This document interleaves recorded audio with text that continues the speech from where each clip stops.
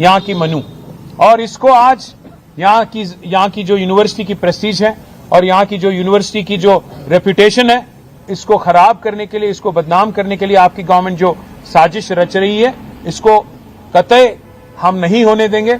BRS की तरफ से हम आपको वादा करते हैं, इन बच्चों को, यूनिवर्सिटी के जो बच्चे आज हमारे पास आए వీళ్ళందరికీ మేము ఇస్తున్న మాట, మాకు గతంలో మా అనుభవం నిజాం కాలేజ్లో అక్కడ మహిళా విద్యార్థినులు వచ్చి ఒక రోజు అన్న మాకు హాస్టల్ కట్టివ్వండి అంటే హెచ్ఎండిఏ నిధుల నుంచి అక్కడ హాస్టల్ కట్టించాం. అట్లాగే మౌలానా యూనివర్సిటీలో కూడా నేను ఇవాళ పిల్లలందరికీ చెప్పాను, సరే ఈ గవర్నమెంట్ ఎట్లాగూ వీళ్ళు గుంజుకునేటోళ్ళు తప్ప ఇచ్చేటోళ్ళు కాదు, కాబట్టి వాళ్ళకి ఏం చెప్పిన నేనంటే మళ్ళీ తిరిగి 2-2.5 ఏళ్లలో కేసీఆర్ గారి ప్రభుత్వం వస్తుంది, వచ్చిన తర్వాత ఇదే యూనివర్సిటీలో ఆ ల్యాండ్ లోనే ఎక్స్పాన్షన్ కి కావాల్సిన డబ్బులు కూడా అవసరమైతే స్టేట్ గవర్నమెంట్ నుంచి మేమిచ్చి మీకు అండగా నిలబడతాం. Future expansion also we will take responsibility if the central government does not act. We will add infrastructure, we will come back and we will stand by the students. And in this fight, they are meeting every political party, they are meeting every political leader. I wish them the best. We are with you. We'll raise our voice in all forums. We'll raise our voice in Rajya Sabha where we have representation. We'll also come with you to Delhi if need be. Delhi भी आएंगे और union government से भी सवाल करेंगे कि क्यों कर रहे हो आप ये लोग ये सब. तो इसलिए मैं आपसे कहना चाहता हूं, మీడియా కూడా నేను ధన్యవాదాలు చెప్తాను, ఎందుకంటే మీరు అందరూ కూడా ఇష్యూని సపోర్ట్ చేస్తా ఉన్నారు. సెంట్రల్ యూనివర్సిటీలో ఎట్లా అయితే ఈ ప్రభుత్వం భూములను గుంజుకునే ప్రయత్నం చేసిందో, ఇక్కడ మౌలానా ఆజాద్ యూనివర్సిటీలో కూడా అదే రకంగా భూములను లాక్కునే ప్రయత్నం చేస్తున్నది. ఉన్న ఒకే ఒక్క ఉర్దూ స్టడీస్ కి సంబంధించిన యూనివర్సిటీ మీద ఈ రకంగా కన్నేయడం ప్రభుత్వానికి మంచిది కాదు.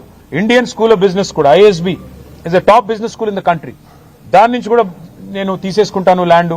HCU one of the top most universities of the country, అక్కడి నుంచి ల్యాండ్ తీసుకుంటాను అంటే ఒక రియల్ ఎస్టేట్ బ్రోకర్ ముఖ్యమంత్రి అయితే ఎట్లా ఉంటుందో పిల్లలు చెప్తున్నమాట.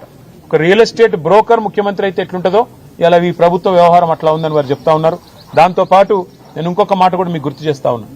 రాహుల్ గాంధీ గారు 2.5 ఏళ్ల కిందట అశోక్ నగర్ లో ఛాయ్ అడ్డా మీద కూర్చొని పోజులు కొట్టుకుంటా మాట ఇచ్చిండు, 2 లక్షల ఉద్యోగాలు ఇస్తా, మీరు 2 ఉద్యోగాలు తీసేయండి, కేసీఆర్ది కేటీఆర్ది, 2 లక్షల ఉద్యోగాలు మొదటి సంవత్సరంలో ఇస్తా అని మాట ఇచ్చిండు. మరి నిన్న ఏం జరిగింది? నిన్న రాత్రి 2 ఏళ్లు గడిచిపోయింది, 25 నెలలు దాటిపోయింది, ఇంతవరకు 10,000 ఉద్యోగాలు కూడా ఇవ్వలేదు. మీరు ఏమైనా నీ 2 లక్షల ఉద్యోగాలని చెప్పి పిల్లలు రోడ్డెక్కితే వాళ్ళని ఇష్టం వచ్చినట్టు గొడ్లను కొట్టినట్టు కొట్టి వాళ్ళని 7 పోలీస్ స్టేషన్లో నిన్న ఈ దిక్కుమాలిన ప్రభుత్వం వారిని నిర్బంధించింది. ఈ రోజు కూడా ఉదయం నుంచి మళ్లీ అరెస్టుల మీద అరెస్టులు చేస్తా ఉన్నారు. ఎందుకు?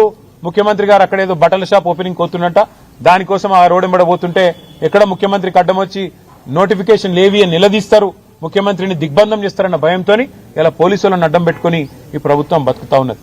మరి ఇంత చేతగాని సన్నాసి రాహుల్ గాంధీ ఎందుకు మాటిచ్చినావు?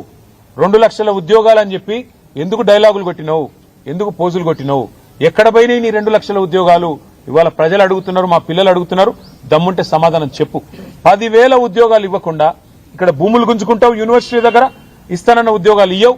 ఈ రకంగా తెలంగాణ యువతతో, భారతీయ యువతతో కాంగ్రెస్ ఏదైతే డ్రామాలు ఆడుతున్నదో దీని అందరూ కూడా గమనించాలని కోరుతూ, ఈ భూముల విషయంలో ఖచ్చితంగా బీఆర్ఎస్ పార్టీ పూర్తి స్థాయిలో పిల్లలకు మద్దతుగా నిలబడుతుంది.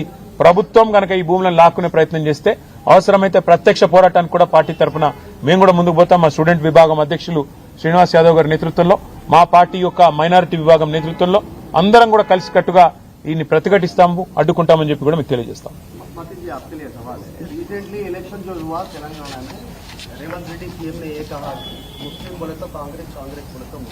तू बोल यार, मेरे को नहीं बोलना। अब एक विषय और एक दूसरा सवाल है इसके साथ, तेलंगाना में बहुत सारे माइनॉरिटी